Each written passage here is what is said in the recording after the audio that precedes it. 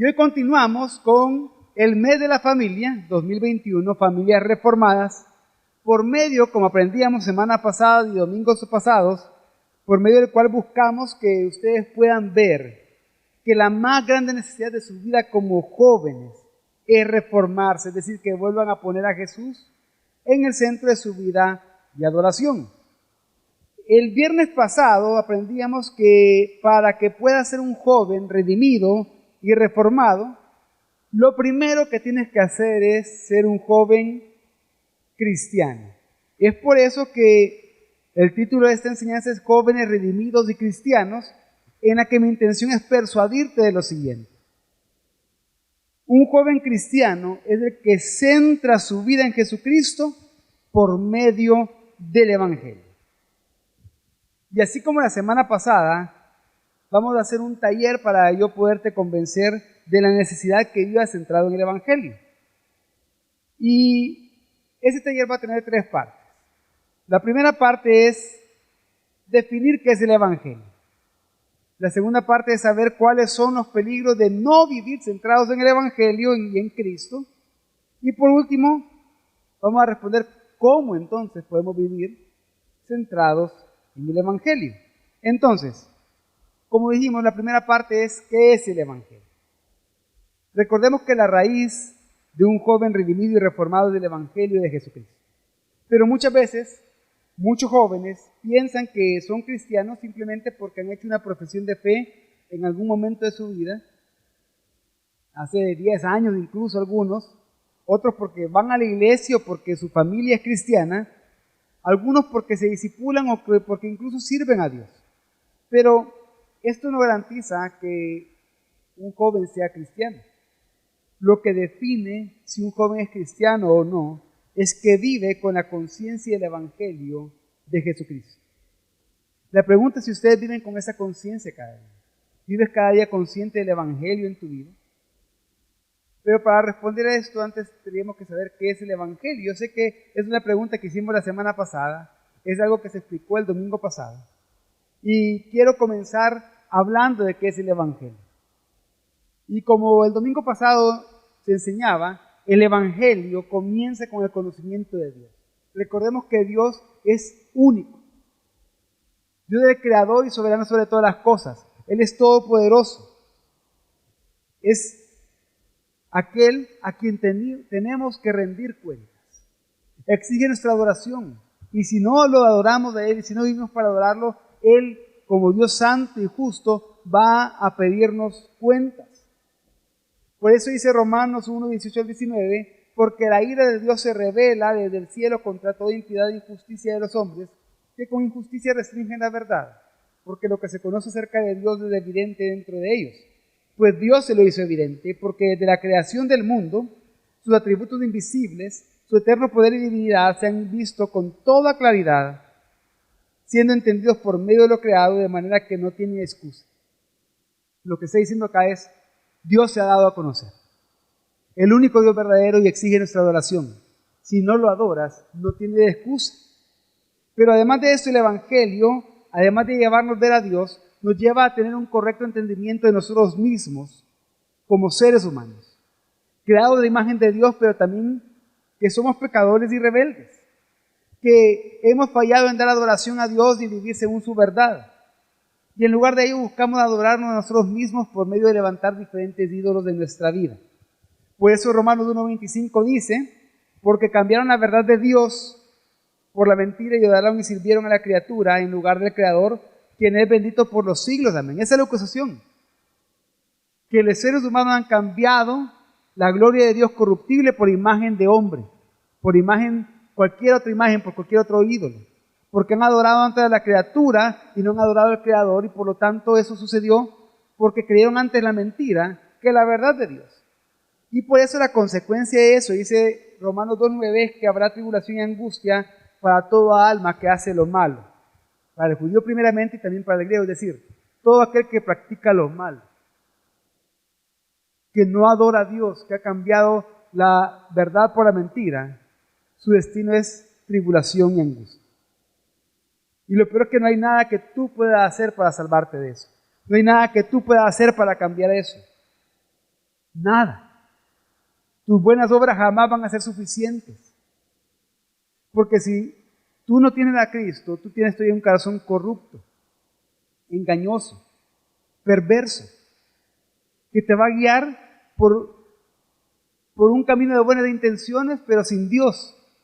Y que al final todas esas buenas intenciones que tengas te van a llevar a pecar en contra de Dios. Por lo tanto, tus buenas obras jamás van a poder compensar las malas obras que a diario haces. Por ejemplo, si nosotros pecáramos nada más 5 veces al día, 5 veces al día, ¿cuántas veces sería en un mes? ¿Ah? ¿30 por 5? 150. Estamos hablando de que un año serían 1800 veces. 1800 pecados al año si solo fueran 5 pecados al día. Solo 5. Pero sabemos que no solo son 5 pecados al día, muchas veces son muchos más. Pero hagamos una cuenta y multipliquemos, dejémoslo solo en 5 para hacer un promedio y multiplíquenlo por 20. Alguien que sea rápido, 20 por 1500. ¿Cuánto? Un montón. Imagínate 30,000 pecados que tú has cometido en el año. ¿Hay suficientes buenas obras para que tú puedas compensar esos 30,000 pecados? Cuando tu propio corazón es una fábrica de ídolos y busca siempre el mal desde su juventud, como dice Génesis 6:5. No. Por lo tanto, no hay nada bueno en nosotros que podamos hacer para evitar por nosotros mismos la sentencia de Dios contra el pecado. Por eso dice Romanos 3:19 al 20, ahora bien, sabemos que cuanto dice la ley, lo dice los que están bajo la ley para que toda boca se calle. La ley está clara. Dice qué es pecado, qué es ofensa en contra de Dios, qué es transgresión en contra de Dios. Y en este caso tú 30,000 veces la has violado. De manera que cuando estés delante de Dios, no podemos ni pronunciar una palabra para defendernos. Vamos a ser responsables delante de Dios. Y aunque tú te esfuerces por cumplir esas obras de la ley, esas obras no te van a justificar. Al contrario, te siguen condenando. Porque en lo que haces una buena obra de la ley, cumples una buena obra de la ley por tus propios medios, ya has violado otras 3 durante el día. Por eso es que el Evangelio, además de llevarnos a ver a Dios, nuestro propio pecado, nos lleva a ver a Jesucristo, quien es Dios encarnado, nuestro Señor y Redentor, de tal forma que la solución para el pecado de la humanidad es Jesucristo. Es su muerte en la cruz y su resurrección. Por eso dice Romanos 3:21 al 24, pero ahora aparte de la ley, la justicia de Dios ha sido manifestada, atestiguada por la ley y los profetas, es decir, la justicia de Dios por medio de la fe en Jesucristo para todos los que creen, porque no hay distinción, por cuanto todos pecaron y no alcanzan la gloria de Dios, siendo justificados gratuitamente por su gracia, por medio de la redención que es en Cristo Jesús. Y por último, el Evangelio requiere una respuesta de tu parte, arrepentimiento. Debes arrepentirte de tus pecados, pedirle perdón a Dios por ellos, confesarlos delante de Él, pero creyendo en Jesucristo, quien es Dios, tu Salvador, quien es Señor, quien murió y resucitó. De tal manera que aunque esto, ustedes lo escucharon el domingo pasado y algunos ya lo vieron en discipulado esa semana, esto es el Evangelio. Lo hemos visto solo en los primeros 3 capítulos de Romanos por ahora. ¿Y por qué repetirlo tantas veces? Porque tenemos que ser conscientes y recordarlo si queremos vivir centrados en Él. Y es que tanto en Romanos como en 1 Corintios, en los sermones de Hechos de los Apóstoles y en el resto del Nuevo Testamento, los primeros cristianos estructuraban su declaración de buenas noticias alrededor de algunas verdades críticas. Primero las malas noticias. Dios es juez y tú has pecado en contra de Él. Y después las buenas noticias. Pero Jesús ha muerto para que muchos pecadores sean perdonados de sus pecados. si se arrepienten y creen en Él. Entonces, en el corazón y de la proclamación del Evangelio hay 4 preguntas cruciales. Primero, ¿quién nos hizo? ¿Y a quién tenemos que rendir cuentas? Segundo, ¿cuál es nuestro problema? En otras palabras, si estamos en aprietos, ¿por qué es? En tercer lugar, ¿cuál es la solución de Dios al problema? ¿Qué es lo que Dios ha hecho para salvarnos? Y lo último es, ¿cómo es que yo, aquí y ahora, puedo ser parte de esta salvación? En otras palabras, ¿qué es lo que hace que estas buenas noticias sean para mí y no solamente para los demás? Estas 4 preguntas las expone el autor Greg Gilbert en el libro ¿Qué es el Evangelio? Y son sumamente relevantes. ¿Por qué? Porque estas 4 preguntas se pueden responder prácticamente con 4 palabras. ¿Quién nos hizo y quién debemos de rendir cuentas? Dios. ¿Cuál es nuestro problema? ¿Por qué estoy en aprietos? Por nuestro pecado. ¿Cuál es la solución de Dios al problema? ¿Qué es lo que ha hecho para salvarnos? Jesucristo. Y entonces, ¿cómo puedo ser parte de esta salvación? Por medio de la fe y el arrepentimiento, por medio de mi respuesta a estas verdades. De tal manera que podemos resumir esta estructura del mensaje del Evangelio con 4 puntos: Dios, hombre, Cristo y respuesta. Y este mensaje o noticia, que se puede resumir de esta manera, a lo que la Escritura se refiere como buenas noticias, es la noticia de lo que Dios ha hecho en la historia a través de Jesucristo, para tu salvación, para la salvación de seres humanos, de lo que Él ha hecho por gracia en Cristo Jesús. Hechos 3, 12 al 21 dice: Al ver esto, Pedro dijo al pueblo: Hombre de Israel, ¿por qué se maravillan de esto? ¿O por qué nos miran así como si por nuestro propio poder o piedad le hubiéramos hecho andar? Hablando del milagro que hicieron de un cojo que no podía caminar y que camina nuevamente. El Dios de Abraham, de Isaac y de Jacob, el Dios de nuestros padres, ha glorificado a su siervo Jesús, al que ustedes entregaron y repudiaron en presencia de Pilato cuando éste había resuelto poner a Jesús en libertad. Pero ustedes repudiaron al santo y justo y pidieron que se les concediera un asesino, y dieron muerte al autor de la vida, al que Dios resucitó de entre los muertos, de lo cual nosotros somos testigos. O sea, que ahí lo que está diciendo es acusándonos. Se maravillan de un milagro, pero en vez de maravillarse de que el Dios de Abraham, Isaac y Jacob, el Dios de nuestros padres, había glorificado a su siervo Jesús, y ustedes lo rechazaron a Él, le dieron la espalda, lo entregaron como asesino. Ahí vemos a Dios y el pecado por el que se le está acusando. Y después dice: por la fe en su nombre, del nombre de Jesús, es el nombre de Jesús lo que ha fortalecido a este hombre a quien ven y conocen. Hablando del milagro que acababan de hacer. La fe que viene por medio de Jesús le ha dado a este perfecta sanidad en presencia de todos ustedes. Y ahora, hermanos, yo sé que obraron por ignorancia los mismos que sus gobernantes. Pero Dios ha cumplido así lo que anunció de antemano por boca de todos los profetas, que Jesucristo debía de padecer. Hablando nuevamente de la muerte de Cristo, pero una muerte profetizada para salvación. Y entonces ahí vemos el problema: Dios y la acusación de haber rechazado a su ungido, a su Cristo. Pero que para eso es que Cristo iba a morir, para perdonar pecados. Por eso es que vemos la respuesta del 19 en adelante: por tanto, arrepiéntanse y conviértanse para que sus pecados sean borrados, a fin de que tiempos de alivio vengan de la presencia del Señor. Y Él envía a Jesús, el Cristo, designado de antemano para ustedes. A Él el cielo debe recibir hasta el día de la restauración de todas las cosas, acerca de lo cual Dios habló por boca de sus santos profetas desde tiempos antiguos. Y entonces podemos volver a ver acá: Dios lo acusa por haber pecado, rechazándolo a Él por medio de rechazar a Cristo, pero Cristo vino y murió por sus pecados, y ahora necesitan convertirse y arrepentirse. Entonces hemos visto a través de estos ejemplos que esta estructura de Dios, hombre, Cristo, respuesta no es una fórmula incondicional, pero que los apóstoles explican de estos 4 puntos de forma diversa y lo hacen dependiendo del contexto, dependiendo del tiempo y de quién están incluidos en su audiencia.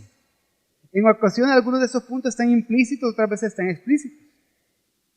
Pero especialmente el hecho de que es a Dios a quien tenemos que rendir cuentas y en quien encontramos el regalo del perdón. Entonces, ustedes al leer el Nuevo Testamento van a ver distintas partes donde uno de estos puntos se va a resaltar por sobre el otro. Pero si ustedes ven que un punto de eso se está resaltando, comiencen a prestar atención alrededor. Porque por ahí cerca están algunos de los demás puntos, quizás de manera implícita, pero se está exponiendo el Evangelio en todas partes. Entonces, ¿por qué hicimos este taller? Porque además de ver qué es el Evangelio, con lo que comencé explicando, también ustedes tienen que aprender a identificarlo en distintas partes de la Biblia para que así comiencen a centrarse en el Evangelio. Pero la segunda parte de esto que vamos a hacer es responder cuáles son los peligros de no vivir centrados en Cristo y su Evangelio. Segunda a los Corintios 11:3 dice, pero temo que así como la serpiente con su astucia engañó a Eva, vuestras mentes sean desviadas de la sencillez y pureza de la devoción a Cristo. Y el domingo explicaba de que la única defensa verdadera de la vida santa contra la perversa astucia del adversario es una devoción cada vez más profunda e intensa por Cristo. Al ser engañados no podemos tener una devoción pura a Cristo. Entonces todo el enfoque aquí está recayendo sobre tu mente, sobre tu entendimiento, porque tienes que tener presente que Satanás es mentiroso y va a tratar de que tú oigas sus mentiras, que tú medites en esas mentiras, que tú las consideres y que luego las creas, como lo que hizo con Eva. Primero, ¿qué hizo con Eva? Primero puso en tela de juicio la palabra de Dios, diciendo con que Dios dijo. Pero después de poner en tela de juicio la palabra de Dios, Satanás negó la palabra de Dios. La negó completamente, dijo, no van a morir. Dios había dicho que sí, él dijo que no. Y por último, la sustituyó por su propia mentira, sino que sabe Dios que seréis como Dios. Entonces, ese es el proceso que también sucede en nosotros, en nuestro entendimiento. Primero es de poner en juicio la palabra de Dios, en tela de juicio la palabra de Dios. ¿Será cierto que eso tiene que ser así? ¿Será cierto que todavía esto es así? ¿No será algo más de la cultura, de la época? Pero luego es negar la palabra de Dios. No, al final no va a pasar esto. Y después creemos la mentira. La realidad de cómo realmente estas mentiras de Satanás están afectando a jóvenes cristianos, llevándolos a creer en otro Jesús, a ser seducidos por las mentiras de un espíritu de mentira y a aceptar de esta manera y creer de esa manera en falsos evangelios. Y es por eso que la diferencia entre cualquier joven y un joven que es verdaderamente cristiano es que el joven cristiano va a ser capaz de discernir y enfrentar los engaños de la cultura para no amoldarse a él. Para esto tienes que centrarte en el Evangelio porque debes de recordar que un joven cristiano es aquel que centra su vida en Jesucristo por medio del Evangelio. Pero entonces la pregunta con la que vamos a terminar es, ¿cómo podemos entonces vivir centrados en el Evangelio? Y para hacerlo vamos a hacer tres cosas. Hay tres implicaciones de estar centrado en el Evangelio. En primer lugar, debemos de entender que estar centrado en el Evangelio implica perseverar en el Evangelio. Es decir, una vida que considera cada día de su vida la gracia salvadora de Dios en Cristo. De tal manera que esa obra redentora de Dios guíe nuestras elecciones y decisiones diarias. ¿Qué quiere decir esto? Cada día yo tengo que recordar que soy hijo de Dios y si soy hijo de Dios es porque Cristo me ha salvado. Y si me ha salvado es porque he sido pecador y merecía la condenación y la muerte. Pero por gracia no morí, ni voy a morir eternamente, sino que Cristo me salvó y me dio nueva vida. Y por lo tanto perseverar en el Evangelio es estar consciente de esto cada día para tomar mis decisiones y elecciones diarias. Por eso es que leíamos en 1 Corintios 15:1. Ahora les hago saber, hermanos, del Evangelio que les prediqué, el cual también ustedes recibieron, en el cual están firmes. Así que tenemos que estar firmes en el Evangelio, perseverar en el Evangelio de estar firmes en el Evangelio. Y muestras que estás firme en el Evangelio cuando eres consciente del Evangelio Cuando, por ejemplo, tú pecas contra alguien y vas y pides perdón. Cuando haces de eso, estás viviendo el Evangelio. Pero también, ¿qué pasa cuando alguien más peca en contra de ti? Y a ti te ha dolido. Muestras que estás firme en el Evangelio, que estás perseverando en el Evangelio, siendo consciente del Evangelio que te salvó, al perdonar a otros como tú has recibido perdón. Pero ponte a pensar por un momento. ¿Quiénes te han ofendido en las últimas semanas o meses? A quienes no has perdonado en realidad. Y quizás te han pedido disculpas y dijiste, sí, te perdono, pero quizás todavía sientes algo en contra de ellos. Eso es un buen momento para que tú puedas estar firme en el Evangelio y pedirle a Dios ayuda para poder perdonar y así perseverar en el Evangelio. Pero también muestra que estás firme en el Evangelio cuando eres consciente del Evangelio y sirves a los demás. Pero lo sirves no por obligación, ni lo sirves desde un punto de superioridad a los otros, sino que lo sirves sabiendo que Cristo te salvó y que entonces una de sus bendiciones es servirle a Él. No es como, ellos necesitan de mi servicio. Si yo no les sirvo, no van a poder saber qué hacer. No. Sino que por medio de mi servicio puedo exaltar al Dios que me salvó y exaltar el Evangelio frente a los ojos de los demás. Pero también muestra que estás firme en el Evangelio cuando, siendo consciente del Evangelio, no te comparas con otros, ni para bien ni para mal, ni pensando que eres más, ni tampoco que eres menos, sino que tu comparación es con Cristo. Es decir, que estás viendo a Cristo cada día y deseando ser cada vez más como Él y consciente de la obra del Espíritu Santo por causa del Evangelio en tu vida, que te está haciendo cada vez más semejante a Cristo. De tal manera que no tienes necesidad de compararte, porque tu identidad no es quién eres en relación a otros, sino tu identidad es quién eres por lo que Cristo hizo y por tu relación ahora con Cristo. Pero además de perseverar en el Evangelio, también estar centrado en el Evangelio implica vivir motivado por el Evangelio. ¿Qué quiere decir esto? Que la motivación de cada cosa que tú hagas en tu vida, procures que sea el Evangelio y mostrar a otros el Evangelio. Por ejemplo, ¿cuál es tu motivación para estudiar o para trabajar? O para practicar el pasatiempo que tienes, el deporte que te gusta practicar. ¿Cuál es tu motivación para, quizás eres artista, compones música, pintas cuadros, te gusta escribir? ¿Cuál es tu motivación para hacer esas cosas? Vivir motivado en el Evangelio es que tú eres consciente de que si tú puedes hacer eso, es parte de los dones de Dios para tu vida. Es parte de esos talentos que ahora en Cristo tú puedes ponerlo al servicio de Él. Consciente de Él es, en otras palabras, de vivir para la gloria de Cristo. Ya sea que comas, que bebas o que hagas cualquier otra cosa, hazlo para la gloria de Dios.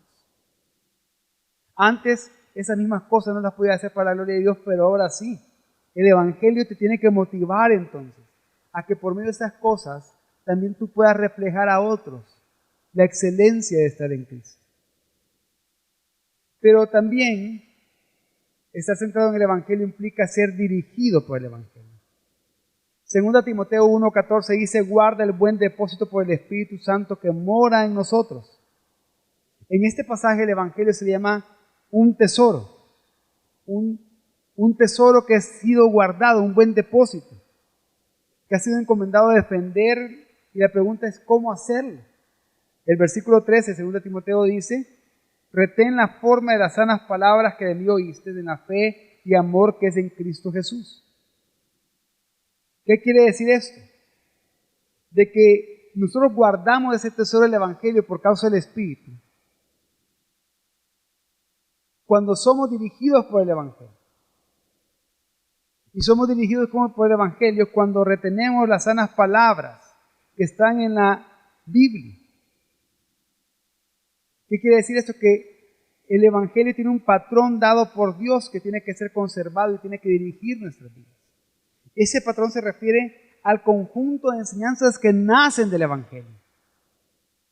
a estas doctrinas fundamentales que apuntan al Dios triuno, que nos persuadan a vivir piadosamente y que sirven para la edificación de la iglesia.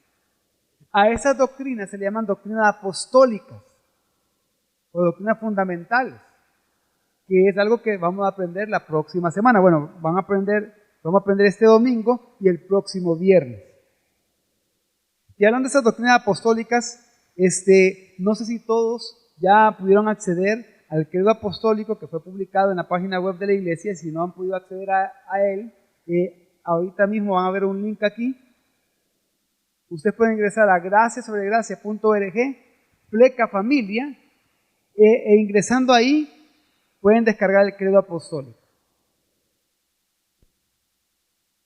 Bien, entonces, después de este pequeño anuncio, la pregunta que surge para terminar es, entonces, ¿cómo podemos hacer eso? ¿Cómo podemos perseverar, motivarnos y ser dirigidos por el Evangelio de manera que vivamos centrados en el Evangelio para vivir centrados en Dios revelado en Cristo? En primer lugar, tienes que aprender por lo menos dos cosas para poder vivir perseverando, motivado y dirigido por el Evangelio. Debes de aprender en primer lugar el Evangelio. Por eso que lo hemos estado repitiendo desde la semana pasada, el domingo y hoy. Debes de aprender el Evangelio, sus elementos, su naturaleza, su importancia. Pero en segundo lugar, tienes que aprender el patrón del Evangelio, es decir, esas doctrinas que explican el mensaje del Evangelio. Por ejemplo, nosotros leemos de que por el Evangelio hemos sido redimidos. ¿Pero qué significa redención?